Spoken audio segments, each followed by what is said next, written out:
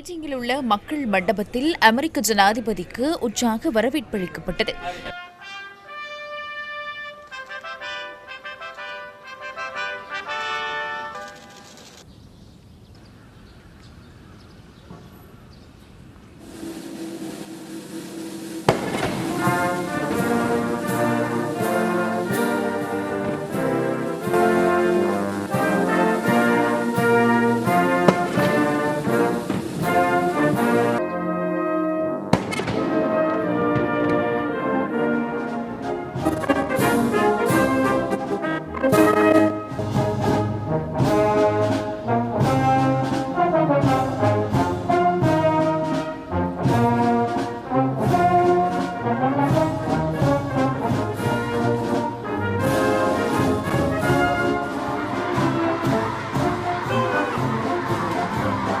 இருதரப்பு பேச்சுவார்த்தைகள் ஆரம்பமாவதற்கு முன்னர் கருத்து வேறுபாடுகளை விட இரு நாடுகளுக்கும் இடையிலான பொதுவான நலன்களே முக்கியமானவை என சீன ஜனாதிபதி தெரிவித்தார். ஜனாதிபதி ட்ரம்ப் அவர்களே, பெய்ஜிங்கில் உங்களை சந்திப்பதில் நான் பெரும் மகிழ்ச்சி அடைகின்றேன். 9 ஆண்டுகளுக்கு பிறகு மீண்டும் சீனாவுக்கு உங்களை வரவேற்கின்றேன். எமது சந்திப்பை முழு உலகமும் கவனித்துக் கொண்டிருக்கிறது. தற்போது எந்த ஒரு நூற்றாண்டிலும் காணப்படாத மாற்றங்கள் உலகில் இடம்பெற்றுக் கொண்டிருக்கின்றன. மேலும் சர்வதேச சூழல் நிலையற்றதாகவும் குழப்பமாகவும் உள்ளது.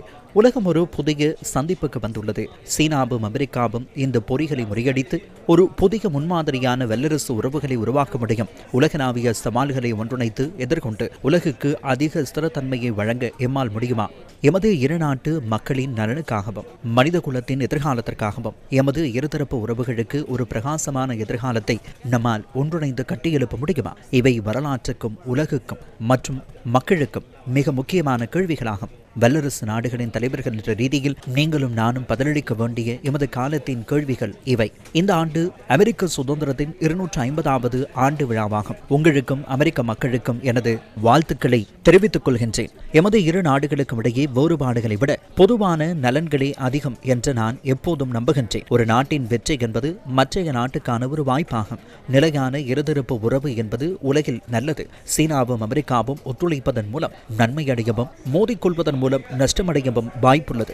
நாம் போட்டியாளர்களாக அல்லாமல் பங்காளர்களாக இருக்க வேண்டும். நாம் ஒருவருக்கொருவர் வெற்றி பெறவும் இணைந்து செழிக்கவும் உதவ வேண்டும். அத்துடன் இந்த புதிய யுகத்தில் இருவரும் நாடுகள் ஒருவருக்கொருவர் இணக்கமாக இருப்பதற்கான சரியான வழியை கண்டறிய வேண்டும். ஜனாதிபதி அவர்களே, எமது இரு நாடுகளுக்கும் உலகுக்கும் முக்கியமான பிரச்சனைகள் குறித்து நமது விவாதங்களை நான் ஆவலுடன் எதிர்பார்க்கின்றேன்.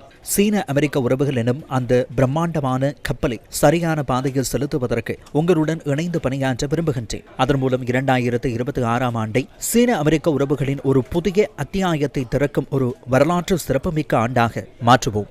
இத்துடன் நான் நிறைவு செய்கின்றேன். ஜனாதிபதி அவர்களே, இப்போது உங்களிடம் கையளிக்கின்றேன். நன்றி. ஷி ஜின்பிங் ஒரு சிறந்த தலைவர் எனவும் அவருக்கு மதிப்பளிக்கும் விதமாக உலகின் முன்னணி நபர்கள் மற்றும் வர்த்தக தலைவர்களுடன் தாம் வருகை தந்துள்ளதாகவும் இதன் போது அமெரிக்க ஜனாதிபதி கூறினார்.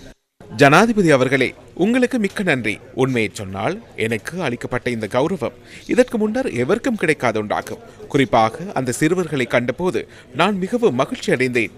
உங்கள் இராணுவத்தை பற்றி பேசுவதற்கு எதுவும் இல்லை, அது மிகச் சிறப்பானது.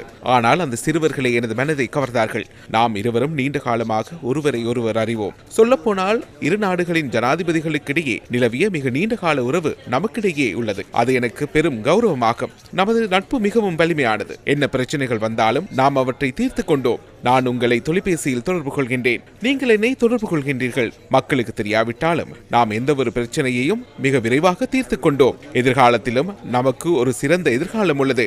நான் சீனாவிற்கு நீங்கள் செய்யும் பணிகளுக்கு பெரும் மதிப்பளிக்கின்றேன். நீங்கள் ஒரு சிறந்த தலைவர். இன்று என்னுடன் உலகின் மிகப்பெரிய வர்த்தகர்கள் குழு ஒன்றும் வந்துள்ளது. நிறுவனங்களின் 2ஆம் நிலை அல்லது 3ஆம் நிலை அதிகாரிகளை வர வேண்டாம் என்றும் அதன் தலைவர்களையே வருமாறும் நான் கூறினேன். அவர்கள் அனைவரும் இன்று இங்கு இருப்பதற்கு காரணம் உங்கள் மீதும் சீனா மீதும் கொண்டுள்ள மரியாதையாகும். இரு தரப்பினருக்கும் இன்பகரமான முறையில் வர்த்தக நடவடிக்கைகளை முன்னெடுக்க நாம் எதிர்பார்க்கின்றோம். உங்களது நண்பராக இருப்பதில் நான் பெருமை அடைகின்றேன். சீனாவிற்கும் அமெரிக்காவுக்கும் இடையிலான உறவு மிகவும் சிறப்பாக அமையும் என நான் நம்புகிறேன். இதனைத் தொடர்ந்து இருதரப்பு பேச்சுவார்த்தைகள் சீனாவின் great hall of the people மண்டபத்தில் நடைபெற்றது. இந்த பேச்சுவார்த்தைகளில் ஜனாதிபதி டிரம்புடன் அமெரிக்க ராஜாங்க செயலாளர் மார்க் ரூபியோ, பாதுகாப்பு செயலாளர் பீட் எக்ஸத், அமெரிக்க வர்த்தக பிரதிநிதி ஜெமிசன் கிரீன் மற்றும் திரைசேரி செயலாளர் ஸ்காட் பெசன் ஆகியோர் கலந்து கொள்வதாக குறிப்பிடப்பட்டுள்ளது. இன்று மாலை இவர்கள் விருந்துபசாரத்திலும் பங்கேற்க உள்ளனர். நாளை சீன கம்யூனிஸ்ட் கட்சி தலைமையகம் அமைந்துள்ள பூங்காவில் இரு நாட்டு தலைவர்களும் நட்புறவு நினைவு புகைப்படம் எடுக்கும் நிகழ்வில் கலந்து கொள்ள உள்ளதுடன் அதன் பின்னர் மீண்டும் ஒருமுறை இருதரப்பு பேச்சுவார்த்தைகள் நடைபெறவுள்ளன. அதனைத் தொடர்ந்து நடைபெறும் தேநீர் விருந்து மற்றும் மதிய விருந்துபசாரத்தின் நிறைவில் அமெரிக்க ஜனாதிபதி உள்ளிட்ட குழுவினர் சீனாவிலிருந்து புறப்பட உள்ளனர்.